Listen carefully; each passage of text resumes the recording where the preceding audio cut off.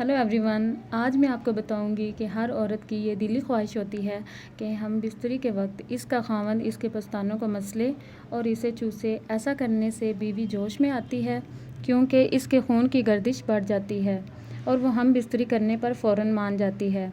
इस तरह करने से मर्द को इंतहाई जिनसी सुकून मिलता है और इसकी टाइमिंग में इजाफ़ा होना शुरू हो जाता है और औरत भी जिनसी सुकून हासिल करती है और जल्द फारिग हो जाती है।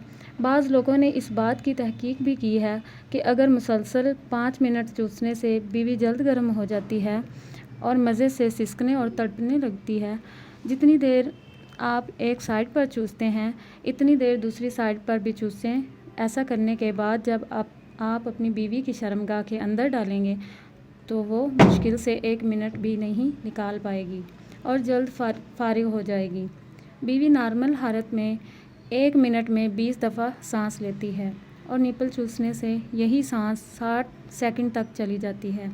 ऐसा करने से इसकी सेहत में इजाफ़ा होता है और इससे इसके वज़न में भी कमी होती है।